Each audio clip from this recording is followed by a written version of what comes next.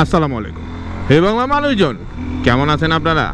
আমি হাসান সিরাজ চলে এসেছি আপনাদের সামনে নতুন আর একটা মোটো ব্লগ নিয়ে। না, আজকে সুজুকি জিক্সার SF250 নিয়ে কথা বলবো না। আজকে এই সুজুকি SF250 আমি রাইড করব, আর পাশাপাশি কথা বলবো আরেকটা টপিক নিয়ে। আমি যখন বিভিন্ন মোটরসাইকেল নিয়ে ভিডিও বানাই অথবা বিভিন্ন ট্রাভেল ভিডিও বানাই, যাক মাশাল্লাহ ভাইয়া বামে দেখেই নাই, আমারও তার কাছ থেকে অ্যাটেনশন নিয়েই ঢোকানো দরকার ছিল। এর আগেই আমি আসলে ইন হয়ে গেছি।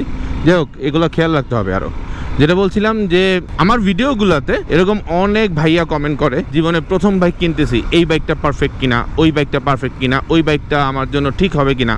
জীবনে প্রথম কিনতেছি, প্রথম বাইক যে ব্যাপারটা, প্রথম বাইকের ব্যাপারটা আপনারা যে এই প্রশ্নগুলো করেন, আলহামদুলিল্লাহ জানতে চান। মনে করেন যে আমরা অনেক বছর যাবত বাইক চালাচ্ছি, আমরা অনেক ধরনের বাইক চালাচ্ছি, অনেক ধরনের এক্সপেরিমেন্ট করছি, বিভিন্ন জায়গায় ট্রাভেল করতেছি, পাশাপাশি রেগুলার প্রচুর পরিমাণে বাইক চালাচ্ছি, যার কারণে আমাদের কাছ থেকে আপনারা জানতে চান। আমরা অ্যাপ্রিসিয়েট করি সেই জিনিসটা। কিন্তু এখানে চ্যালেঞ্জটা কি জানেন? চ্যালেঞ্জ হচ্ছে আসলে জীবনে প্রথম কেনার জন্য কোনো বাইকই পারফেক্ট না, আবার সব বাইক পারফেক্ট। আসলে বাইক ম্যাটার করে না। আপনি জীবনে প্রথম কিনতেছেন, সেটা কোন ব্র্যান্ডের কোন মডেলের বাইক, ওইটা আসলে কিন্তু ফ্যাক্ট না।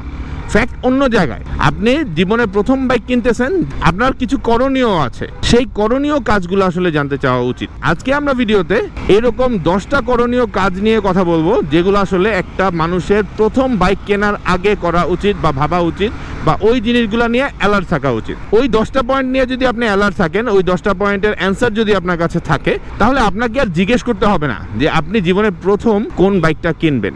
তখন অটোমেটিকলি আপনার কাছে অ্যান্সার চলে আসবে যে আপনার কোন বাইকটা নেওয়া উচিত, কোন মডেলের বাইকটা নেওয়া উচিত, কোন বাজেটের বাইকটা নেওয়া উচিত। আমি আসলে আমার ভিডিওতে খুব বেশি সময় আপনাদের নিব না, কারণ এখনকার সময়ে আসলে মানুষের সময় মূল্য অনেক বেশি, মানুষজন বড় ভিডিও পছন্দ করে না। তো ওই জায়গা থেকে আমি প্রথমেই যেটা করব, প্রথমেই আপনাদেরকে 10টা পয়েন্ট বলে দিব যে এই 10টা পয়েন্ট আসলে আপনাদের খেয়াল রাখা উচিত, বা এই 10টা হচ্ছে আপনাদের করণীয় কাজ। তো এরপরে যদি কেউ আরও ডিটেলসে বুঝতে চায় ব্যাপারগুলো, তাহলে পুরো ভিডিও দেখবে। আর যদি কেউ মনে করে যে না, আমার এত ডিটেলসে বোঝার দরকার নেই, আমি আসলে পয়েন্টগুলো বুঝে ফেলছি, কারণ এখনকার ছেলেপেলে, এখনকার ভিউয়ার্স অডিয়েন্স অনেক বেশি স্মার্ট। 1 নম্বর পয়েন্ট হচ্ছে নিজের প্রয়োজন বুঝে বাইক বেছে নিন। শহরের ভেতরে অফিসে বা কলেজে বা ভার্সিটিতে যাতায়াত করবেন, নাকি একটু দূরের রাইড করবেন, সবসময় একটা লং ডিস্টেন্সে রাইড করবেন, ওইটার উপর ডিপেন্ড করে কিন্তু আপনার বাইক চুজ করতে হবে। তাই আপনি আগে ডিসাইড করেন যে আপনার রেগুলার কি শহরের মধ্যে শর্ট রাইড হবে, নাকি দূরের ডিস্টেন্সে রাইড হবে। এরপরে যে পয়েন্টটা, আমরা 1.5 লাখ টাকার মধ্যে একটা বাইক কিনবো, কিন্তু ভুলটা কোথায় করি? ভুলটা হইতেছে বাজেট শুধুমাত্র বাইকের জন্য করি। না, শুধুমাত্র বাইকের জন্য না, আপনার বাইক রেজিস্ট্রেশন অথবা নাম ট্রান্সফার, হেলমেট, গ্লাভস, সার্ভিসিং, টুকটাক মেনটেন্যান্স এবং পাশাপাশি আপনার প্রয়োজনীয় মোটরসাইকেল রিলেটেড কিছু অ্যাক্সেসরি যদি লাগে, সেগুলো সব কিছু নিয়ে বাজেট করুন। আপনি যখন জীবনে প্রথম মোটরসাইকেল রাইড করবেন, মনে রাখবেন আপনার লাইফস্টাইল চেঞ্জ হয়ে যাবে, তখন অনেক কিছুর প্রয়োজন আপনার হবে। যে জিনিসগুলো বাজেট যদি আপনি প্রথমেই নিয়ে রাখতে না পারেন, তাহলে আপনি এটা প্যারা খাবেন। 3 নম্বর যে পয়েন্টটা, সেটা হচ্ছে আপনার মাইলেজ চেক করেন, বা মাইলেজ নিয়ে চিন্তা করেন যে আপনি আসলে কি ধরনের মাইলেজের বাইক পোষাবে। এটা কিন্তু অনেক ইম্পর্টেন্ট ফ্যাক্ট। আপনি মন মতো একটা বাইক নিয়ে নিলেন, কিন্তু পরবর্তীতে আপনার ডেইলি কমিউট বা ডেইলি লাইফে যেই নিডটা, বা মোটরসাইকেল লাইফস্টাইলের জন্য যেই নিডটা, যেই মাইলেজটা, ওই মাইলেজটা পাচ্ছেন না, তখন কিন্তু আপনি প্যারা পাবেন। তার মানে মাইলেজ আপনার জানতে হবে যে আপনি কোন মাইলেজের বাইক চান। এরপরে একটা পয়েন্ট, বডি হাইট নিয়ে বাইক সিলেক্ট করা। হ্যাঁ, বডি হাইট নিয়ে আমি কথা বলতাম না, কারণ আপনি যখন ভালোভাবে বাইক চালাতে পারবেন, তখন কিন্তু আপনার বডি হাইটটা আসলে ইম্পর্টেন্ট কোনো ফ্যাক্ট না। আপনি যে কোনো হাইটের হইলেই যে কোনো বাইক চালাতে পারবেন। কিন্তু আপনি যখন জীবনে প্রথম বাইক কিনবেন, তখন কিন্তু আপনি রাইডিংয়ের জন্য কমফোর্ট না, বা রেগুলার না। তো ওই জায়গা থেকে আপনার রেগুলার যেহেতু রাইড করবেন, তো আপনার একটা কমফোর্টেবল রাইড দরকার, যেটাতে আপনি আসলে হাইটটায় আপনার প্যারা হচ্ছে না। তো এই জিনিসটা একদম নতুন বাইক কিনলে হাইটটা ইম্পর্টেন্ট, কিন্তু আপনি যদি রেগুলার বাইক চালাতে পারেন, ভালো বাইক চালাতে পারেন, তাহলে হাইটটা ম্যাটার করে না। যেহেতু নতুন কিনবেন, হাইট ইম্পর্টেন্ট। ওজন এবং হ্যান্ডেলিং হইতেছে পরের পয়েন্ট। হালকা ওজন এবং সহজ হ্যান্ডেলিংয়ের বাইক নতুনদের নেওয়া আসলে সেফ। আর হ্যাঁ, একটা সময় ছিল বাইক মানুষজন অফিসিয়াল সার্ভিস সেন্টার থেকে সার্ভিস করাইতে চাইতো না, বা ভালো সার্ভিস সেন্টারে চাইতে চাইতো না। বাট এখন কিন্তু মানুষজন ভালো একটা সার্ভিস সেন্টারে যেতে চায়। তাই ব্র্যান্ডের সার্ভিস নেটওয়ার্ক সম্বন্ধে ধারণা নেন, যে আপনার এরিয়াতে ওরকম ব্র্যান্ডের কোনো সার্ভিস সেন্টার আছে কিনা, অথবা অফিসিয়াল সার্ভিস সেন্টারের সার্ভিসগুলো আপনি নিতে পারবেন কিনা। এটাও কিন্তু একটা ইম্পর্টেন্ট ফ্যাক্ট। অনেক রুরাল এরিয়াতে দেখা যায় আপনি একটা ভালো বাইক কিনতে চাচ্ছেন, ভালো ব্র্যান্ডের বাইক, তাদের সার্ভিস সেন্টার নাই। তো এখন যদি আপনি ওইখান থেকে দূরে যেয়ে সার্ভিস করাতে না পারেন, তাহলে কিন্তু ভালো ব্র্যান্ডের বাইক কেনার পরেও আপনি ভালো সার্ভিস পাবেন না। এরপরে হচ্ছে সেফটি ফিচার নিয়ে আপনি অ্যালার্ম থাকতে পারেন। যে বাইকটা কিনতে চাচ্ছেন, সেটার মধ্যে ডিস্ক ব্রেক আছে কিনা, ABS আছে কিনা, ভালো কোয়ালিটির টায়ার আছে কিনা, ওয়াইডার টায়ার আছে কিনা, আপনার ওয়াইডার টায়ার লাগবে না চিকন টায়ার লাগবে, এগুলা মানে সেফটি ফিচারগুলো একটা রিচেক দেওয়া, যে আপনি কি ধরনের সেফটি ফিচার চাচ্ছেন।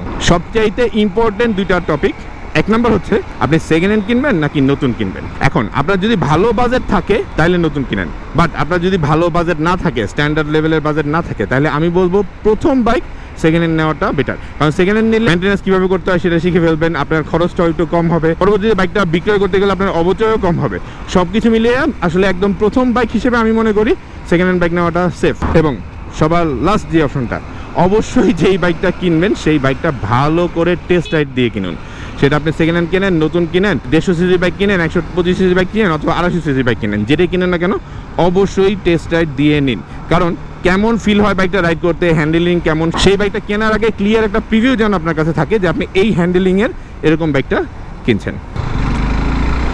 চলেন পয়েন্টগুলো নিয়ে এবার একটু ডিটেলসে আলোচনা করি।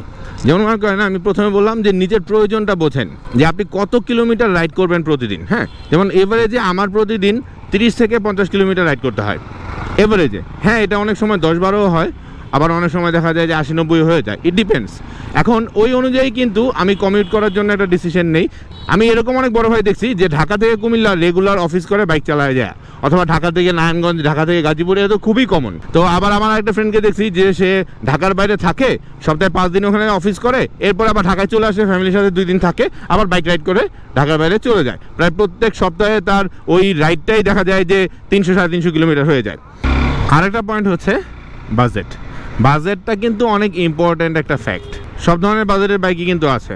এখন আপনার বাজেট হইতেছে মনে করেন 1.5 লাখ টাকা বা 2 লাখ টাকা, সেখানে আপনি যদি এমন বাইক চান যে বাইকটাতে সব দিকে টিপটপ, খুব ফ্রেশ কন্ডিশনের ভালো নতুন বাইক চান, আপডেটেড জাপানি বাইক, তাহলে কিন্তু দেখা যাবে যে আপনার মিলবে না। তো আপনার স্টাডি করতে হবে বাজেট নিয়ে, যে আপনার বাজেটটা কত হওয়ার পসিবিলিটিস আছে, বা আপনি কতটুকু খরচ করতে পারবেন আপনার এই বাইকের জন্য।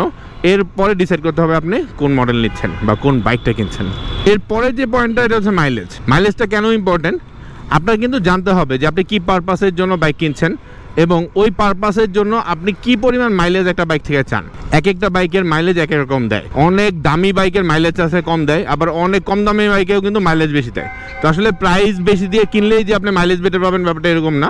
হ্যাঁ, প্রাইস ডিপেন্ড করবে পারফরমেন্স, ডিজাইন, মডেল বা ব্র্যান্ড ভ্যালুর উপরে, আর মাইলেজের ব্যাপারটা আলাদা। ডেডিকেটেড কিছু বাইক আছে যেগুলো আসলে মাইলেজটা বেটার দেয় বলেই ওই বাইকগুলো মানুষজন পছন্দ করে। তো এখানে আপনার জানতে হবে যে আপনার বাইকে আপনি মাইলেজ কেমন চাচ্ছেন।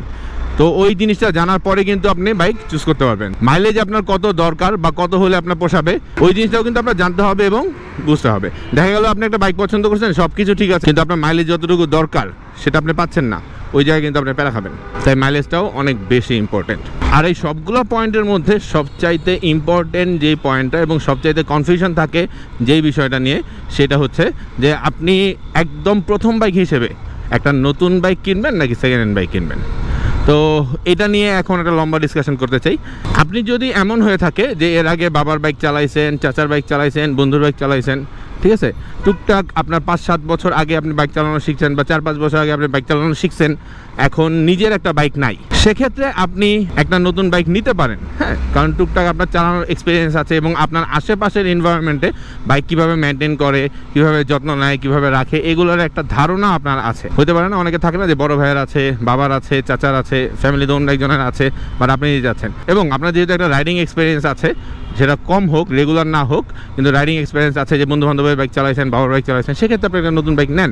কারণ আপনি মেনটেন করতে পারবেন, আপনি বুঝবেন যে আসলে গ্যারেজগুলোতে কীভাবে আপনার বাইকটাকে মেনটেনের জন্য সাপোর্ট নিতে হয়, কী পার্টসটা আগে পাল্টানো উচিত, এই টোটাল ব্যাপারগুলো আপনার মধ্যে একটা ধারণা থাকবে, তাহলে আপনি নিতে পারেন। আর আপনার যদি এমন হয় যে আপনি একদম নতুন বাইক চালানো শিখছেন বাইক কেনার উদ্দেশ্যে, বা রিসেন্ট বাইক চালানো টুকটাক পারেন, বাকিটা নিজে কেনার পরে আপনি ক্লিয়ার করে যাবেন, আপনি মেনটেন্স সম্বন্ধে ধারণা নাই, আমাদের বাংলাদেশের গ্যারেজগুলোতে কীভাবে চিট করে সেই সম্পর্কে আপনার ধারণা নাই, তাহলে আমি বলবো ভাই আপনি প্রথমে একটা সেকেন্ড হ্যান্ড বাইক কেনেন। সেকেন্ড হ্যান্ড বাইক এক নম্বর হচ্ছে আপনার হাত ক্লিয়ার করার জন্য, রেগুলার রাইড করে, এবং দ্বিতীয়ত হচ্ছে সেকেন্ড হ্যান্ড বাইক ঠিক করাইতে করাইতে আপনার মেনটেন্সের প্র্যাকটিসটা হয়ে যাবে। আপনি এই অবস্থায় যদি নতুন বাইক কিনেন, তাহলে নতুন বাইক আপনি ঠিকমতো মেনটেন করবেন না, আপনার ক্ষতি বেশি হবে। সেক্ষেত্রে একটা সেকেন্ড হ্যান্ড বাইক যদি আপনি নেন, আপনি যদি ঠিকমতো মেনটেন করতে না পারেন, মেনটেন করাটা যদি আপনি না বোঝেন, একটু হেয়ারলি থাকেন, তাহলে যে ক্ষতিটা হবে সেই ক্ষতির পরিমাণটা কম থাকবে। তো ওই জায়গা থেকে আমি সাজেস্ট করব, যদি এমন হয় যে আপনি বাইক কেনার উদ্দেশ্যে বাইক চালানো শিখছেন, আপনার বাইক সম্বন্ধে অতটা ধারণা নাই, রিসেন্টলি নতুন বাইকিং লাইফস্টাইলে আপনি জয়েন করবেন, আপনার ডেইলি লাইফে বাইক একটা অন্যতম জায়গা নিবে, তাহলে আমি বলবো আপনি প্রথমে সেকেন্ড হ্যান্ড একটা বাইক কেনেন।